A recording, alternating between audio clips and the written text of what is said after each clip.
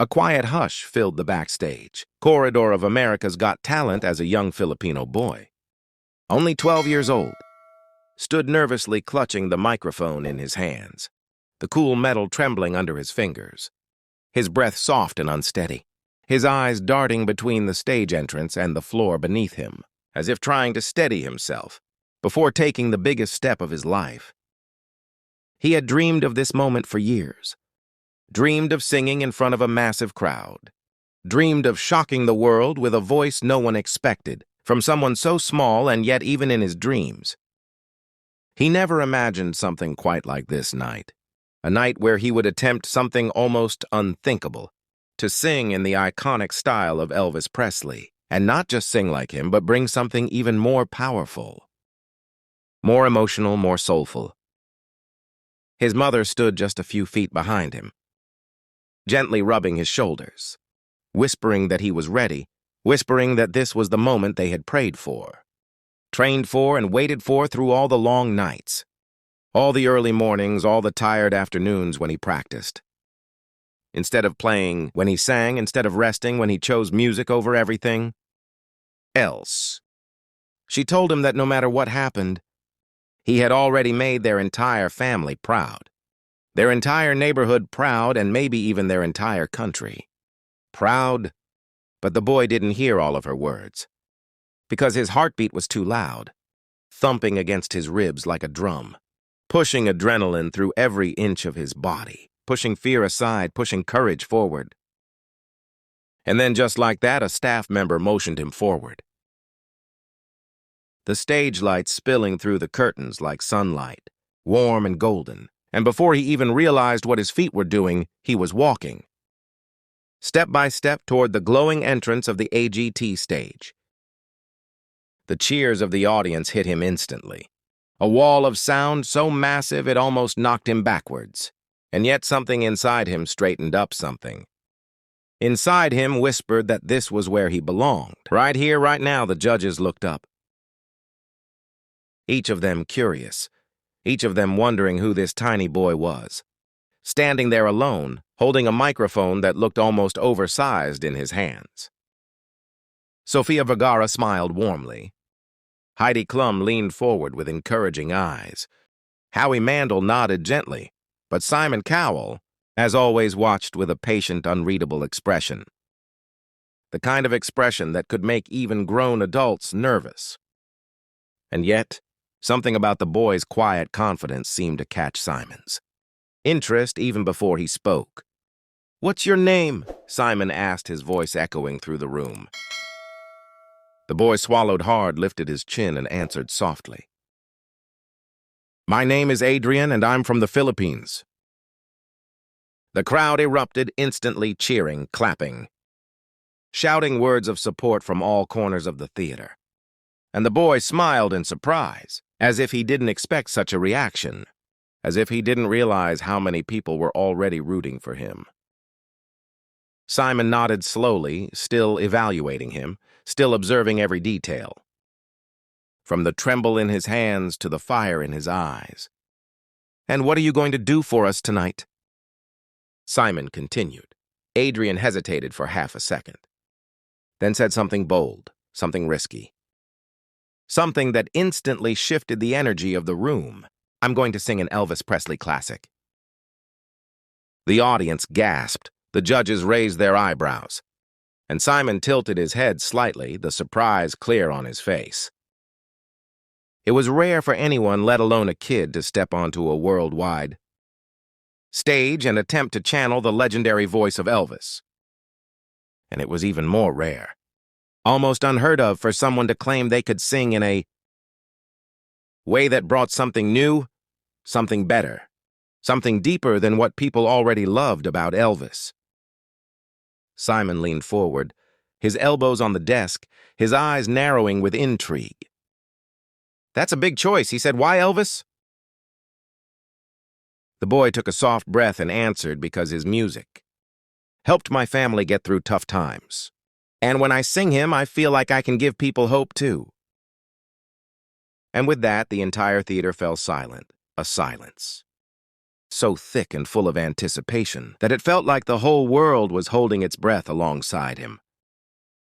The lights dimmed the music. Cue appeared on the screen, and the first soft notes of an Elvis classic echoed through the giant room. Adrian closed his eyes, took one deep breath, and stepped fully into the spotlight. What happened next didn't feel real. His first note floated through the air like velvet. Warm, rich, unexpectedly deep for a child his age. Filled with a tone that carried an old soul, a story beyond his years, a voice that seemed to come from somewhere far beyond his small frame. The audience froze, their jaws dropping, their eyes widening, their hands pausing midair. It was as if time slowed down, as if the entire theater forgot how to breathe. His vibrato rolled through the room, steady and perfectly controlled, the kind of vibrato even seasoned singers dream of mastering. His low notes carried the smoky, nostalgic warmth that Elvis was known for. But there was something more there, something uniquely his, something that made his performance feel less like an imitation and more like a rebirth, a transformation, a new version of a classic sound. And when he climbed into the higher notes, his voice didn't strain, didn't break, didn't falter, it soared. Smooth, effortless, powerful. The judges stared at him in disbelief. Heidi placed a hand over her heart. Sophia whispered, "Oh my God." How he leaned forward like he couldn't quite trust what he was hearing. And Simon's face changed slowly, suddenly, unmistakably. His eyes widened, his eyebrows rose.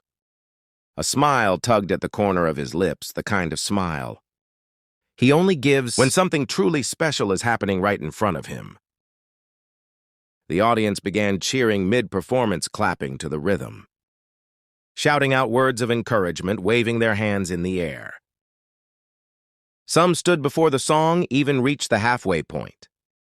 The energy became electric, buzzing, crackling, pulsing through the entire room. And as the song built toward its most powerful moment, Adrian did something even bolder. He added his own twist. A small change in the vocal run, a slight shift in the melody, a heartfelt, emotional push that made the performance uniquely his, and it worked. It worked unbelievably well. The moment he hit the final high, powerful note, the crowd erupted like a volcano, shouting, screaming, clapping, jumping to their feet. The judges rose instantly, their faces beaming, their hands high in applause. Even before the cheering settled, even before the final note stopped vibrating through the air, something happened that no one expected so quickly. Simon Cowell stood up. He didn't wait. He didn't hesitate.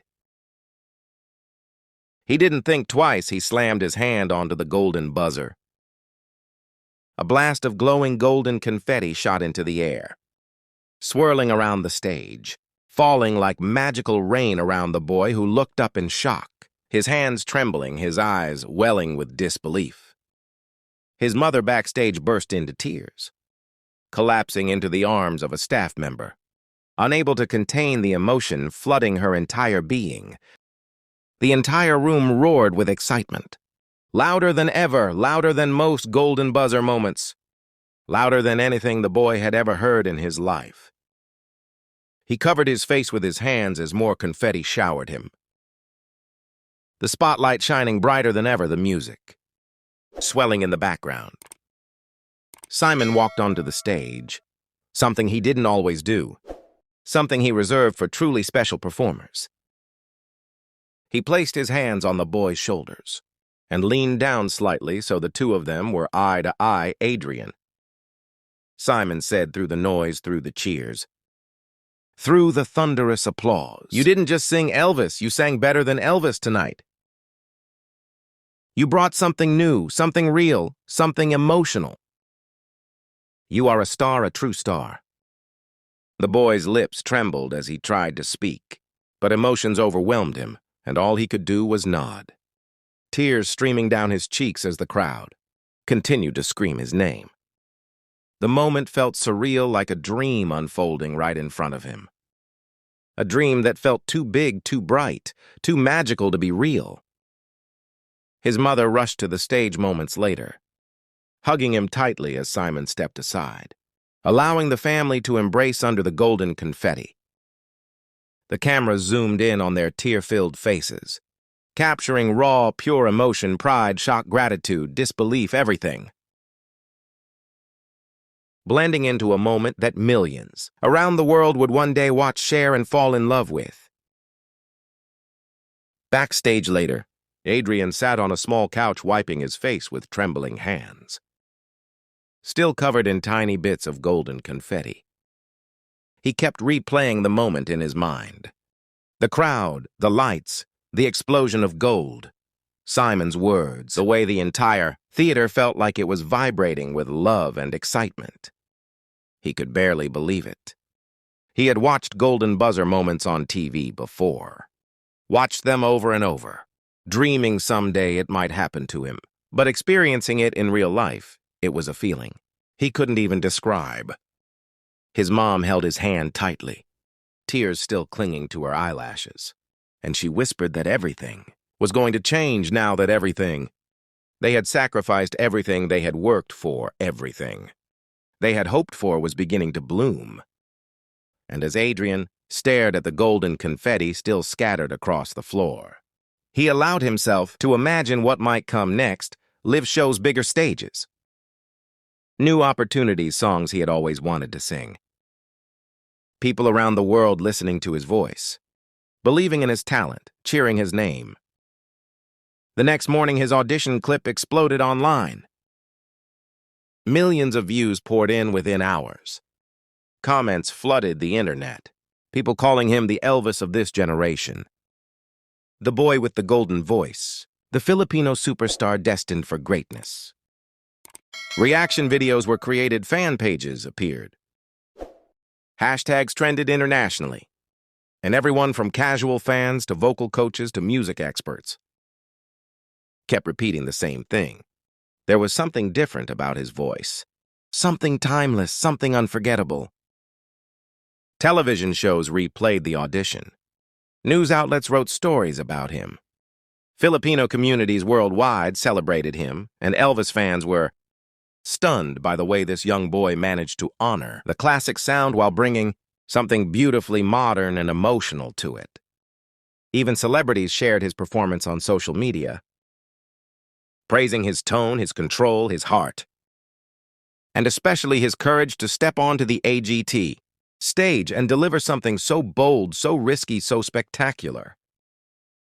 As the live shows approached, the pressure grew, the expectations skyrocketed, and yet every time he practiced, every time he held the microphone, every time he hit a note that vibrated through the room, he remembered exactly why he was here. He wasn't trying to compete with Elvis.